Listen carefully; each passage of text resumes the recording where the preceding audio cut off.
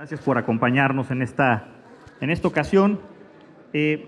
Venimos a anunciar la presentación de un exhorto, de un punto de acuerdo dirigido directamente al presidente de la República para que en el marco de esta diáspora, este éxodo lamentable de venezolanos que ha habido en los últimos años, se calcula que este éxodo es de 5 millones de personas.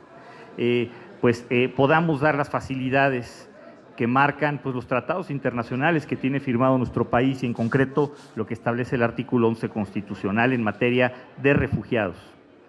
Resulta que hay muchísimas complicaciones para poder renovar un pasaporte, salir, entrar del país en Venezuela. Se calcula que en nuestro país en los últimos años han entrado cerca de 850,000 venezolanos, que es un cúmulo importante de personas, y nosotros estamos en la obligación de refrendar el espíritu y la historia de refugiados, de migrantes, de acogerlos en nuestro país, y por eso es que presentamos este punto de acuerdo para que se permita, como sucede en otros países, la entrada de nuestros compañeros de Venezuela, que vienen huyendo de la crisis humanitaria que existe en ese país, de la tragedia social que existe en ese país, de la dictadura violenta que existe en ese país, y que puedan entrar con pasaporte, inclusive si este esté vencido, que este es uno de los requisitos que se solicita, pero se pueden hacer excepciones y es una medida completamente administrativa que no requiere ningún tipo de reforma legal. Me acompañan en este momento dos migrantes venezolanos radicados ya en nuestro país. Ellos son representantes, además de un partido, el Partido Vente Venezuela, encabezado por María Corina Machado. Le voy a ceder la palabra a uno de ellos en un momento más, para que nos expliquen esta situación y cuáles son las trabas que tienen para entrar y salir. Y lo que resulta increíble es que, ante este espíritu de recibir migrantes, de recibir refugiados, histórico que ha tenido nuestro país, recordemos la cantidad de refugiados españoles que recibimos durante la Guerra Civil, ahora estemos poniendo trabas, cerrando las puertas, pero eso sí, recibiendo con bombo y platillo, levantándole la mano al dictador venezolano Nicolás Maduro, y sobre todo en este marco de cumbre de dictadores que hubo el pasado fin de semana, donde pareciera que las cosas no le salieron bien al presidente. En fin, vamos a escuchar de viva voz el testimonio y lo que tienen que decir nuestros compañeros venezolanos, pero vamos a estar, por supuesto, abiertos a cualquier tipo de pregunta. Adelante. Les doy la palabra a Edson. Muchas gracias, diputado. Gracias a esta noble institución que todavía mantiene independencia, cosa que en Venezuela no sucede. Mi nombre es Edson Yair Martínez. Soy coordinador del movimiento Vente Venezuela en México. Dentro de esta nostalgia que nos da ver la democracia que aún funciona en este país tan bello, nos trae recuerdos como las malas decisiones de un partido político que manejó o maneja el poder en Venezuela, y digo manejó porque ahora hay otros factores que también en mucho tiempo se dijeron ser opositores, y hoy están sentados también aquí en México negociando no sabemos qué y a nombre de quién, ¿sí? Pero Vente Venezuela ha estado muy claro en la posición, y en esas malas políticas y malas acciones que se han llevado en todos estos años, nos trae a consecuencia llegar a este extremo como migrantes venezolanos, de tener el mal funcionamiento de instituciones por más de 20 años y pedir este punto, gracias a esta gestión, de que nos acepten con el pasaporte vencido. O sea, parece irrisorio, parece ilógico, cosa que yo sé que ahorita por su campaña política que tiene Venezuela, el dictador Nicolás Maduro, este usurpador, van a gestionar porque utilizan el recurso, el impuesto, el bien de un país para sus condiciones políticas y no para un pueblo. Y hoy, muchos venezolanos en el mundo han sido afectados por esta mala dirigencia, por estas malas decisiones, por estos malos gobiernos, donde se demuestra que los pueblos se equivocan. Venezuela se equivocó, como se equivocó el pueblo nazi hace muchos años, como se equivocaron muchos pueblos creyendo en medidas populistas y en medidas financiadas por el propio dinero del pueblo, que realmente debería ser para mantener las instituciones en funcionamiento y las instituciones en pro de una sociedad con más calidad de vida. Gracias por esta opción que tenemos los venezolanos en el día de hoy para poder tramitar, para poder transitar y para poder ingresar con el pasaporte vencido, y esperemos que con mucho gusto vamos a también apoyar el ciclo de preguntas que se puedan realizar en la noche de hoy. Gracias, diputado.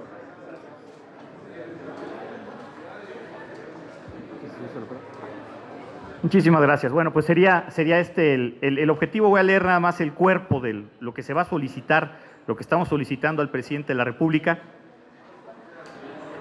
Se exhorta respetuosamente a la persona titular del Poder Ejecutivo Federal y a la persona titular de la Secretaría de Relaciones Exteriores que, conforme a sus atribuciones, otorguen las facilidades necesarias para el ingreso, tránsito y salida de territorio mexicano, aun cuando su pasaporte esté vencido, de los migrantes procedentes de Venezuela. Ese es el punto de acuerdo, el exhorto que estamos haciendo, y esperamos altura de miras de la autoridad. Insisto, es una medida administrativa, es una medida ejecutiva completamente que no requiere reforma legal, y pues esperamos que podamos ser un receptor de pues todos estas personas que están huyendo de su país, de la represión, de la miseria en la que los tiene sumidos esta dictadura que lleva décadas y que lamentablemente ha cobrado muchísimas vidas y también tiene sumido a este país en una verdadera tragedia social y en un drama humano. Sería todo, y si hay alguna pregunta, adelante. Tenemos preguntas. La primera es de Alfredo Flores, de News México. Hola, buenas tardes. Bueno, la situación que estamos viendo hoy, precisamente Euronews sacó un reportaje de lo que está ocurriendo con el Instituto Nacional de Migración y el trato que le está dando a haitianos y africanos, de subsaharianos y todo eso. Y bueno, me imagino que los venezolanos también tienen un poquito de problemas con migración por lo que estamos escuchando. No tanta violencia como lo que estamos viendo con los centroamericanos, pero problemas al fin. ¿Cómo pueden ustedes, los panistas y los demás, la coalición, convencer o hacer cambios en el Instituto Nacional de Migración, que estamos viendo que está actuando con un salvajismo? Sí, pues es salvajismo lo que estamos viendo, su desempeño. Ni siquiera en los peores tiempos del PRI se había visto algo así como lo que estamos presenciando ahora. ¿Cómo pueden trabajar? ¿Cómo pueden hacer? ¿Qué es lo que pueden hacer? ¿O solo todo queda en simples exhortos y que el Instituto Nacional de Migración siga actuando con total impunidad y que a los ojos del mundo, porque también ha sido reportajes, no nada más en Euronews, lo he visto en Al Jazeera, en la televisión rusa de RT, en fin. Gracias. Sí, mira, lo que resulta lamentable es que la política exterior de nuestro país esté reducida a dos cosas. Primero, golpear migrantes caribeños, centroamericanos, sudamericanos para quedar bien con Estados Unidos. Y segundo, homenajear injustamente, por supuesto, a dictadores, pues para quedar bien con el eje La Habana-Caracas. Esas son los dos ejes rectores de este gobierno. Y el primero nos extraña porque ha habido un viraje en la política migratoria de este gobierno bastante violento, diría yo. El presidente de la República al principio del sexenio anunció incluso que iba a haber subvenciones, que iba a haber apoyo para los migrantes centroamericanos, que iba a haber fuentes de empleo, inclusive se hablaba de programas sociales para que radicaran aquí en este país. Y lo que sucedió fue que, pues, en esta política entreguista total que ha tenido el presidente, donde fue a caer a los brazos de Donald Trump en primera instancia, bueno, pues decidió dar este viraje, este volantazo, este cambio de carril sin direccional, cerrar la frontera sur, lo cual ya de por sí no lo habíamos visto antes de esta manera tan violenta, pero además la frontera norte. Los efectivos de la Guardia Nacional están apostados también en la frontera norte, evitando que crucen los migrantes centroamericanos. Entonces, bueno, pues esto es un viraje completo. Ya costó pues el puesto al primer director del INAMI que hubo. Él dijo, yo no tengo nada que ver con esto, yo no vine a este puesto para estar golpeando migrantes y para estarlos reprimiendo. Entonces, bueno, el viraje es brutal, que se dio, ignoramos la razón, yo creo que obedece a a quedar bien con nuestro vecino del norte. Creo que tenemos que recurrir a organismos internacionales. De hecho, tenemos preparada una iniciativa para que pudieran tener fuerza de ley en algunos convenios suscritos sin que pasen por el Senado de la República en materia de ayuda humanitaria, en materia de derechos humanos, y por supuesto que estaremos acudiendo a la instancia que sea necesaria.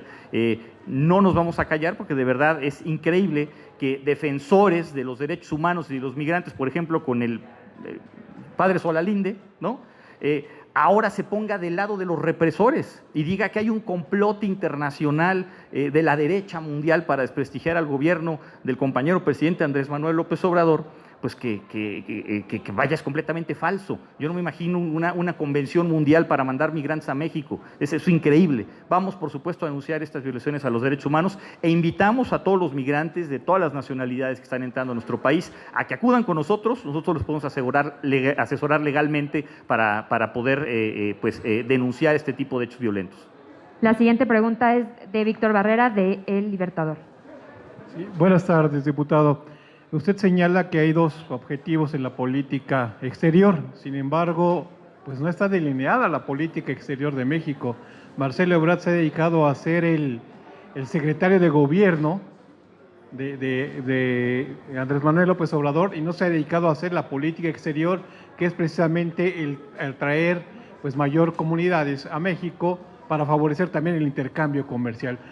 El exhorto que ustedes hacen al gobierno federal, ¿cómo lo van a hacer para que sea más fuerte? Un exhorto es como ir también a oír misa. ¿Podrá hacerlo o no podrá hacerlo? ¿Cómo lo van a hacer?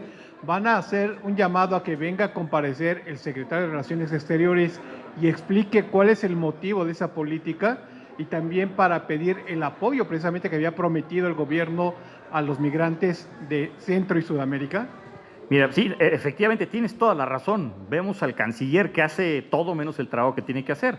Lo mandaron a comprar pipas, que por cierto no aparecen las pipas, ¿no? Lo vemos como vocero en temas del COVID, lo vemos como vocero en temas de infraestructura, lo vemos como vocero también de temas que tienen que ver con seguridad pública. Pues nada más falta que lo pongan a vender algo los fines de semana, ¿no? En algún tianguis o algo así. Es lo único que le falta hacer al canciller. Y pues, sí, la política exterior ha sido por demás lamentable. ¿Cómo hacer? Efectivamente, un punto de acuerdo no tiene fuerza de ley, no tiene un nivel de coercitividad y no hay la obligación de acatarlo, pero sí de responderlo. Y queremos que nos respondan con todas sus letras por qué, en su caso, se negarían a una solicitud como la que estamos haciendo, que tiene que ver con un tema meramente humanitario, no político, humanitario, que tiene que ver con un tema de refrendar un legado histórico de refugiados en nuestro país. Con respecto a la comparecencia, no sería tanto una comparecencia. Mira, al Senado de la República es a quien corresponde, de acuerdo a lo que marca la Constitución, los temas de política exterior. Sin embargo, aquí hay una comisión de política exterior y una de migración. Y hay que recordar, se están distribuyendo las comisiones en este momento. Corresponderá a estas dos comisiones invitar al canciller a una reunión de trabajo, o al titular, a Garduño, el titular del Instituto Nacional de Migración, sobre todo, para que explique los abusos que ha habido contra las personas migrantes, y también esta política restrictiva o selectiva, diría yo, para dejar entrar a algunos sí y a otros no, de acuerdo a los intereses geopolíticos del gobierno. No tenemos más preguntas. Agradecemos la presencia de los medios de comunicación. Muchas gracias. Buen día.